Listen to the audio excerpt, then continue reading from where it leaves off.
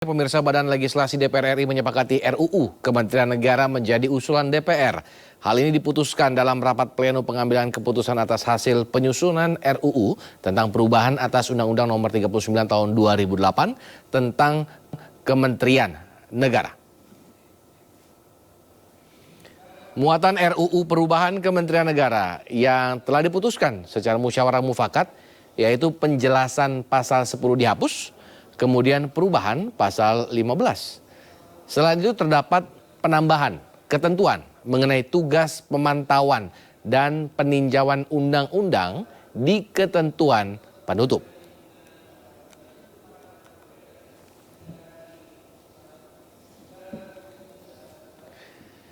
Ya, Wakil Presiden terpilih Gibran Rakabuming Raka mengatakan membahas rencana perubahan nomenklatur kementerian di Kabinet Prabowo dari 34 menjadi 40. Pengamat politik menyebut perubahan tersebut tentunya harus melibatkan DPR karena harus merevisi undang-undang.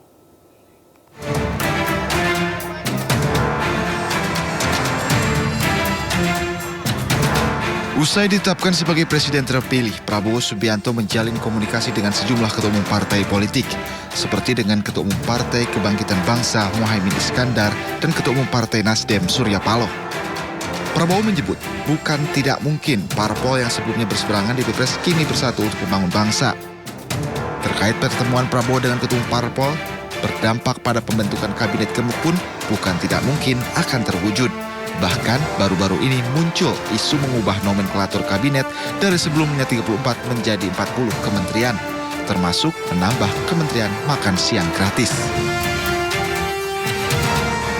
Wakil Presiden terpilih Gibran Rakabuming Raka menyebut perubahan nomenklatur tersebut masih dalam pembahasan. Oh, itu nanti ya, masih dibahas, masih digodok lagi. Tunggu aja ya, tunggu aja. Pengamat politik Yunarto Wijaya tak mempermasalahkan penambahan menteri tersebut asalkan sesuai kebutuhan. Namun tentunya perubahan nomenklatur itu bisa menimbulkan pandangan miring dari publik. Kualitas dari kabinet ahli itu bisa terjadi dan image politik dagang sapi itu tidak pernah positif. Kalau kita lakukan survei pun misalnya image dari menteri-menteri teknokrat yang non parpol itu cenderung biasa lebih bagus karena ada image bahwa konflik of interest-nya lebih kecil. Lebih lanjut, Yunarto menjelaskan untuk perubahan nomenklatur tersebut tentunya harus persetujuan DPR karena harus mengubah undang-undang. Tim Liputan iNews melaporkan. Ya, wacana penambahan kursi menteri pada pemerintahan Prabowo Subianto Gibran Rakabuming Raka ramai diperbincangan publik. Pembahasan terkait revisi Undang-Undang Kementerian Negara yang akan mengakomodasi wacana penambahan jumlah kursi menteri pun tengah dibahas di parlemen. Penambahan jumlah kursi menteri dinilai lebih bermuatan politik dibandingkan dengan kebutuhan pemerintahan. Untuk membahasnya sudah bersama kami pengamat politik Bang Pangi Caniago. Selamat sore Bang Pangi. Sore Bang Samuel, sore MNC. Bang, ini terkait dengan RUU yang sudah diajukan jadi usul inisiatif DPR nih, bagaimana Bang? Bahwa ada penambahan, ada rencana penambahan kementerian. Apakah ini jadi bagi-bagi kue atau bagaimana menurut Bang Pangi?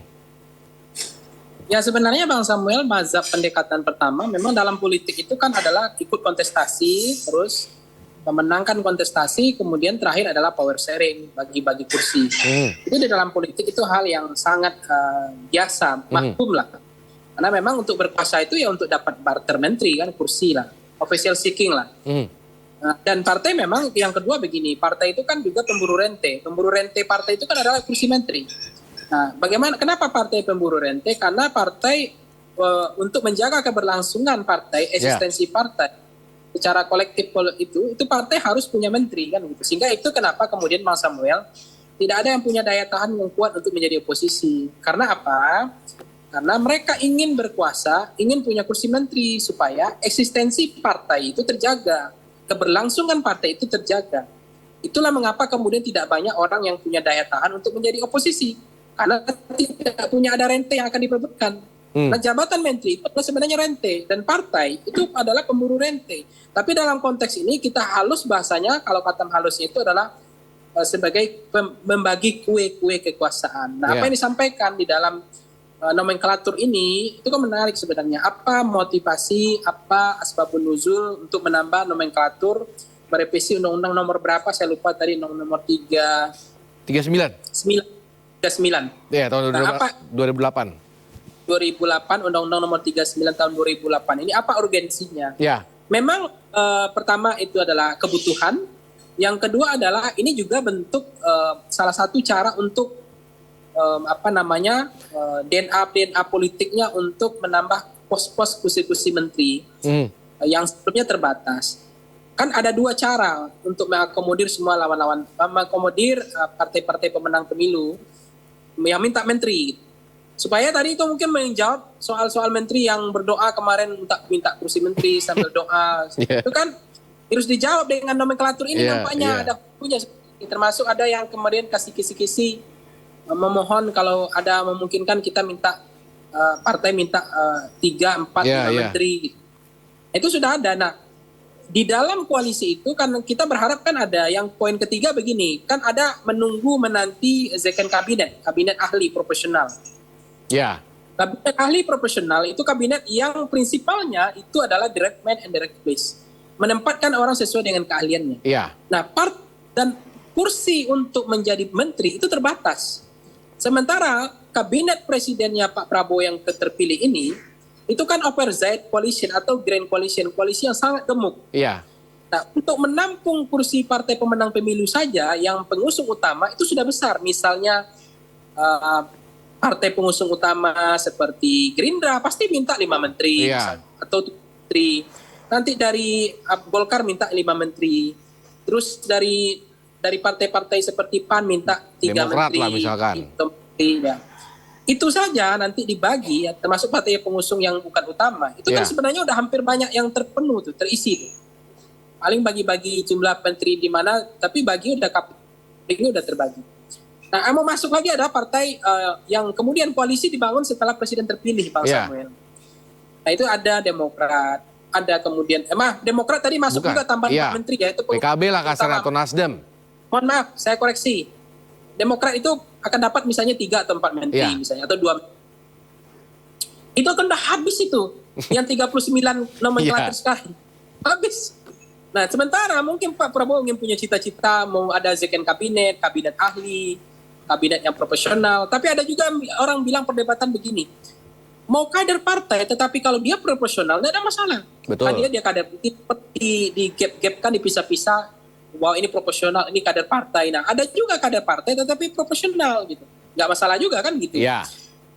Ternyata bergabunglah kemudian setelah presiden terpilih ada 2 partai, ada kemungkinan ada Nasdem, ada PKB, ada PKS dan seterusnya. Termasuk kalau PDIP gabung.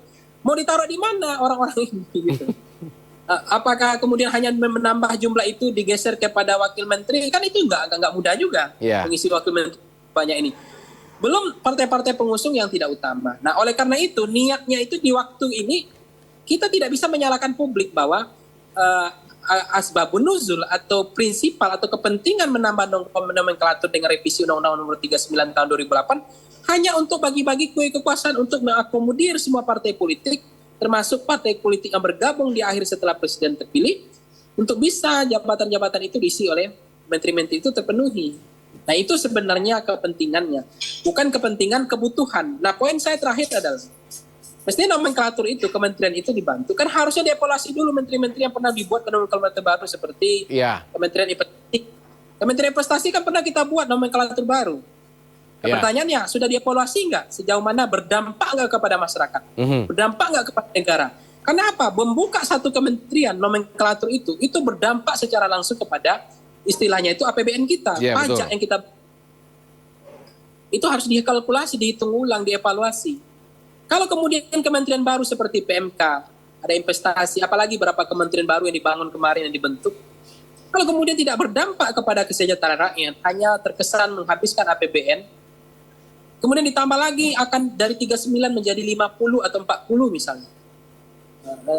Dari 35 menjadi 40, 40 jadi 50 misalnya. Itu kan membebankan APBN kita juga. Itu tidak segampang itu. Nah, saya melihat mana yang lebih besar, apakah ini kebutuhan atau keinginan atau adalah salah satu cara untuk mengakomodir kepentingan politik partai praktis ya, pragmatis politik. Saya melihat nampaknya kecenderungannya Bang Samuel ini lebih cenderung DNA-nya adalah power sharing, bagi-bagi kue kekuasaan. Bagi-bagi kue seperti itu. Mengakomodir semua kepentingan partai politik, baik yang partai pengusung, baik partai pengusung utama, maupun partai yang kemudian bergabung setelah presiden terpilih. Nah itulah kemudian ditambah untuk itu gitu. Jadi selain memang nanti disiapkan jawaban sebagai wakil menteri itu juga sebenarnya sampai sekarang itu juga masih ada perdebatan. Ya. Untuk apa ada wakil menteri? Kan Ya. sudah ada dirjen, sudah ada banyak jabatan-jabatan itu justru berfungsi Lebih justru operasional. wakil Iya, itu, betul. lebih proporsional, lebih dibutuhkan. Bahkan ada wakil menteri yang sebetulnya harus dievaluasi karena mestinya kan ada prioritas, ada yang perlu wakil menteri, ada yang enggak kementeriannya. Nah, kementerian-kementerian yang betul-betul kerjanya berat, seperti kementerian keuangan atau kementerian dalam negeri, itu nggak ada problem. Tapi kan ada kementerian yang kerjanya nggak terlalu kerja keras, tidak berat kerja kementerian tersebut. Sebetulnya wakil menteri justru membebani kita gitu, dengan konteks itu. Kira-kira begitu, Bang Samuel. Berarti sebenarnya menurut Bang Panggi memang bahwa ini sebenarnya hanya bagi-bagi kue lah setelah pemilu seperti itu ya. Dan memang karena keluarnya tuh sebelum dilantik nanti. Jadi memang sudah dipersiapkan seperti itu ya Bang Panggi ya.